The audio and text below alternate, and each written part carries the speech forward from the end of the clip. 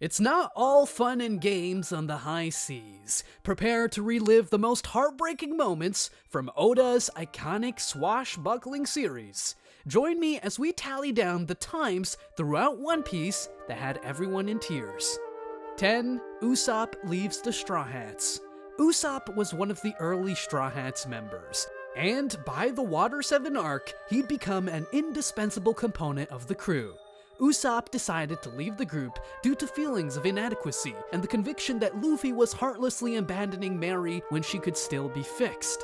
His subsequent fight with Luffy is tremendously unpleasant to watch. While it's only temporary, especially so as Sniper King soon joins the party, I can't help but feel horrible watching the buddies fight. After the events of Enies Lobby, Usopp recognizes his error and apologizes to the Straw Hats. 9. Sanji crying in the rain the night before his wedding.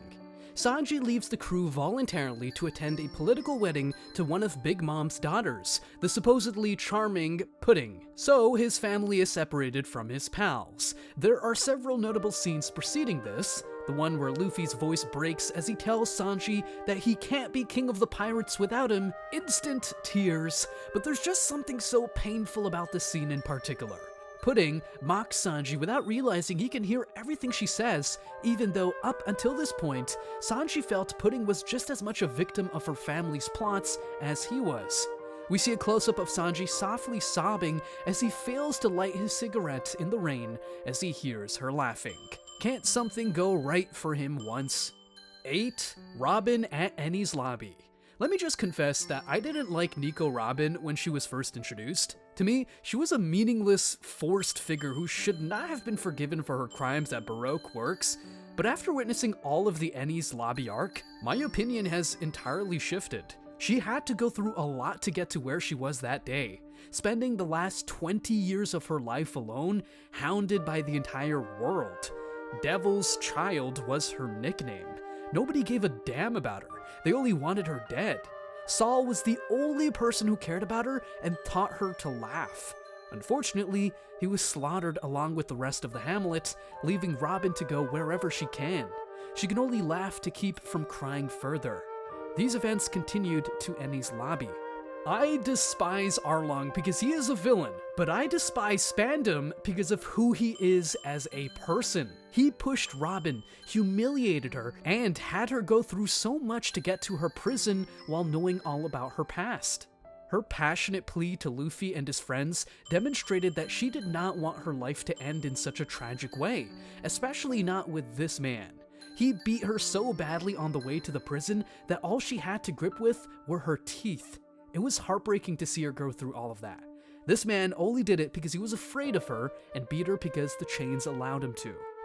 7. Corazon saves Trafalgar Law at the cost of his own life. Law's entire past is a series of tragedies, but his connection with Corazon was a light of hope for a youngster with nothing left.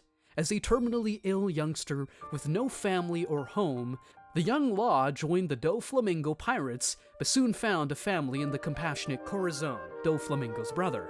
While Doflamingo is looking for the Ope Ope fruit, Corazon offers it to Law and permanently cures his ailment. Unfortunately, Corazon's luck runs out quickly, and in a final act of selflessness, he hides Law in a treasure chest and uses calm to keep him quiet so Doflamingo can't discover him. Corazon's confrontation with his blood brother is made all the more heartbreaking by his chosen brother listening in as he dies. Corazon survives long enough for Law to flee discreetly. There was not a dry eye in my house when Law knew his companion had died. 6. Bellamir's death and Nami joining the Arlong Pirates in order to save her village.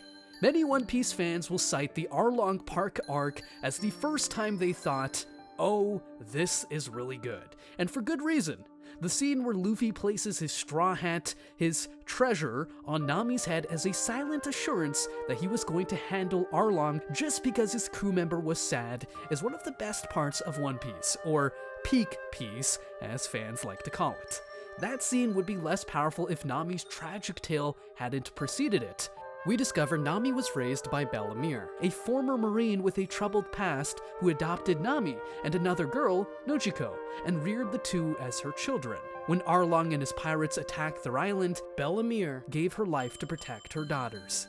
Nami eventually becomes the Arlong Pirates' navigator in order to earn enough money to get her town back. Unfortunately, this deal is based on Arlong honoring it, and Marines quickly steal Nami's money. It's terrible to see Nami mutilate her Arlong tattoo in frustration before Luffy intervenes, especially after everything she's been through. 5. Tony Chopper caused Dr. Hlukes' death.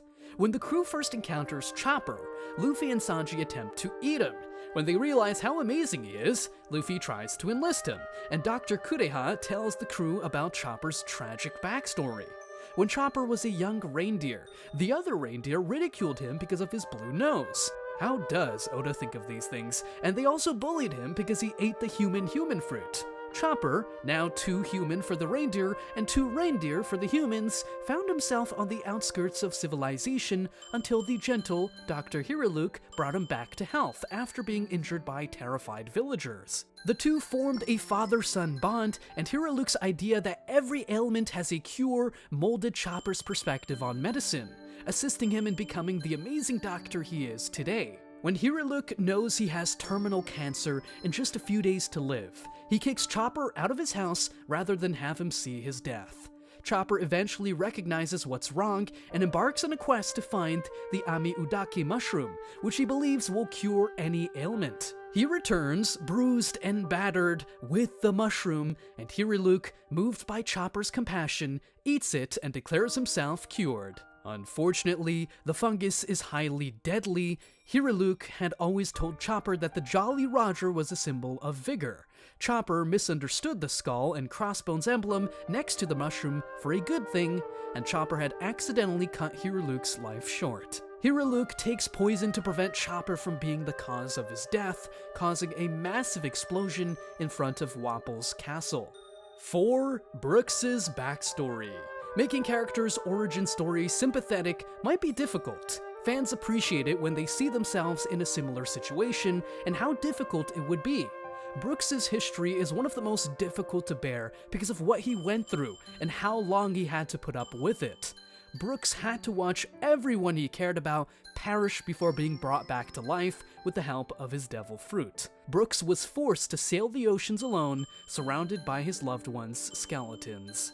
3. The Going Merry takes her final voyage. The Straw Hat Crew's adventure began on the Going Merry. This was the first place the One Piece team would call home as a gift from Kaya. Fans spent numerous hours and episodes following the characters' antics aboard this ship. The Merry suffered irreversible damage after a long and challenging life. But she returned for the Straw Hats.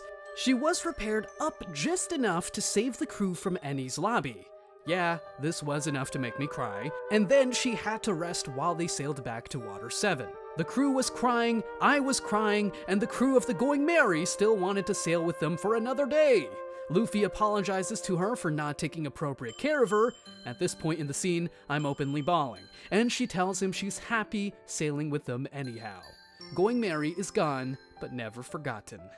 2. The Straw Hat Crew finds out about Ace's death. Zoro is nearly defeated by many human drills on Kuregana Island when Mihawk emerges and chases them away. Chopper gets abducted by a human tribe in the Birdie Kingdom and attempts to flee, but is stopped by the enormous birds. Before Ace's fate is revealed in the papers, the tribe befriends the birds and Chopper. Nami is working hard labor on Weatheria when she receives the newspaper. Usopp, who has become overweight despite Heracles' protestations, knocks down a news coup with a newspaper on Bowen Island. Sanji has become an Okada in the Kamabaka Kingdom and enjoys watching the sunset. He then receives the newspaper and is horrified to learn of Ace's death. Robin decides to visit her friends and Tequila Wolf.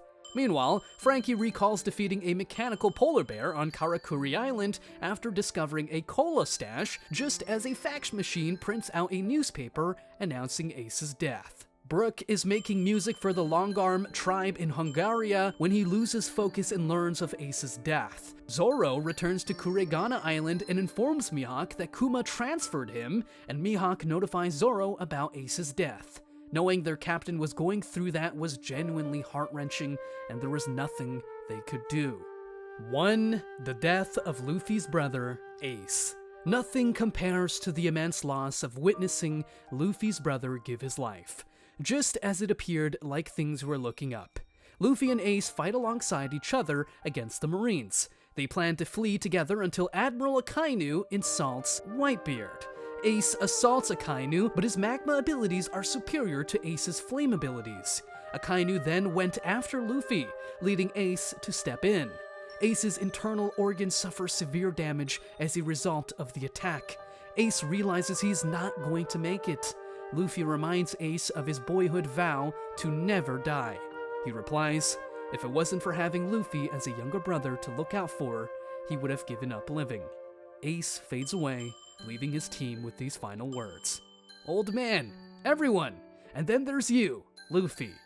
Even though I've been useless my entire existence, even though I have the blood of a monster within me, you still loved me. Thank you so much. Luffy can only watch in horror. Well, that's it for today.